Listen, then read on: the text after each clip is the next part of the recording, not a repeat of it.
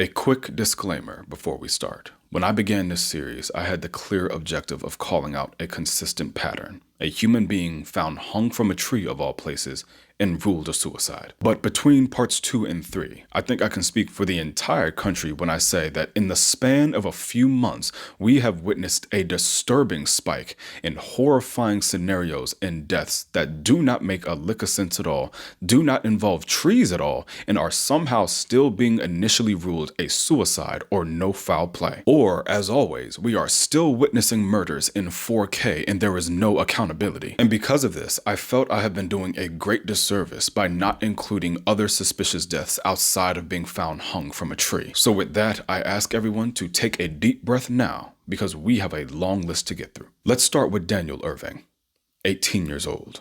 Went missing April 13th, 2026. Last seen at Lake Ray Hubert in Sac City, Texas.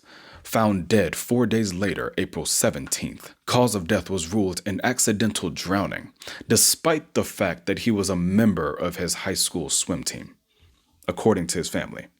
But that's not where the story ends either, because months later, in July, 19-year-old Lucas Roper and a juvenile were arrested not because they were involved in Daniel's death, but because they tampered with evidence, including failing to call 911, hiding his clothing, discarding his cell phone by throwing it out the car window into a ditch, and then deleted text messages from their own cellular devices.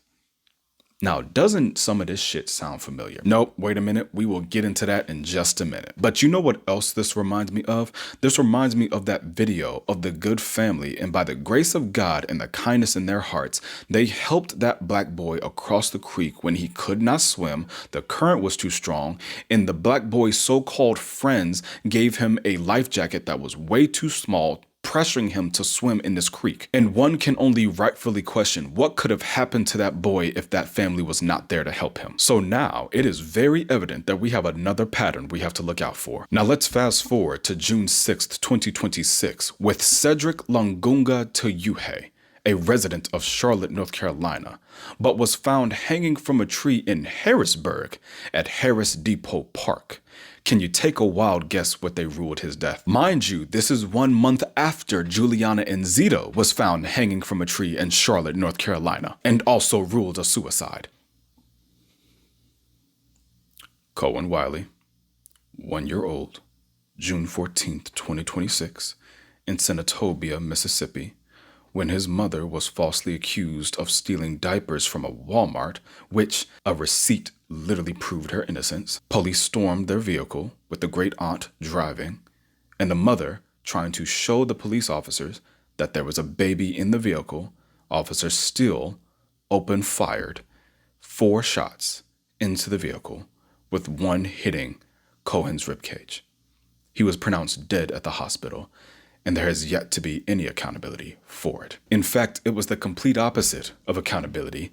I watched grown adults victim blame a baby. And then, I kid you not, 4 days later, Tanea Nicole Miller, 27 years old, while on her vacation for Juneteenth, was found hanging from a tree June 18th, 2026, near Gwen Cherry Park in Miami-Dade County, Florida. She's not even from Miami. She lives in Flint, Michigan. And if you guessed it already, yes, of course they ruled it a suicide. And then, just 3 days after that, Justice Kai James, 21 years old, found dead June 21st, 2026, hanging from a tree outside the campus cafeteria at the Turner Job Corps Center in Albany, Georgia, where the Albany Police Department initially classified this death as suspicious. Take a wild guess what the medical examiner ruled it as. A suicide, ultimately leading to the police to rule that there was no foul play involved. And yet, for some odd reason, with all of the security cameras on this campus, even the students were dumbfounded as to how they all of a sudden just didn't work. And now we get to July 4th, and let's be so honest with ourselves. What else is there to say? We know. We know. I've told y'all from the jump how I felt about this case, and it is the ultimate slap in Lady Justice's face that none of them have been arrested yet. The entire country, no less, sees this as a giant slap in the face from the state of Mississippi. Moving on before I get more pissed off than I already am. Gerard J. Jackson, 28 years old, found hanging from a tree June 30th, 2026 at the Electric Forest Festival in Rothbury, Michigan. And despite Gerard renting a truck and driving down all of his friends that he invited to go with him, his friends somehow know nothing. Oh right, alongside his death being ruled a suicide. And now most recently, 1 week ago, Tasia Fortune, 29 years old, who traveled from Kentucky to Jackson, Mississippi for a family reunion where she was found August 3rd, 2026, hanging from a tree behind an abandoned house. So high in a tree, in fact, that they needed the ladder from a fire truck to get her down. The cause of death is still pending in this investigation. I want you all to take in just how many bodies that is. Since part 2, I have been upholding a consistent timeline. Since March of 2025, as of this video being posted August 13th, 2026, that is 23 bodies. In the span of 1 year and 5 months, that is 23 bodies with no justice, either from police misconduct or incompetence, or someone getting caught actively trying to cover up someone's death.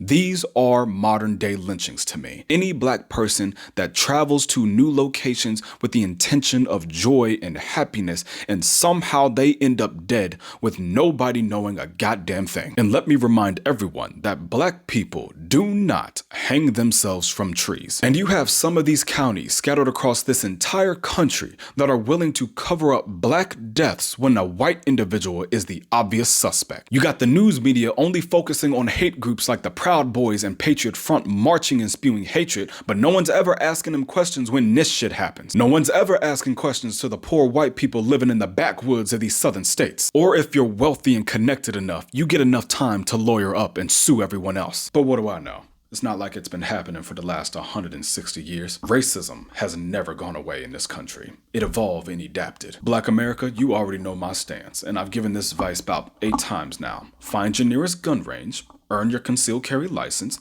exercise your Second Amendment right, and strap the fuck up. In that exact order. Why, you might ask? Because it triggers the racists when you do it the right way.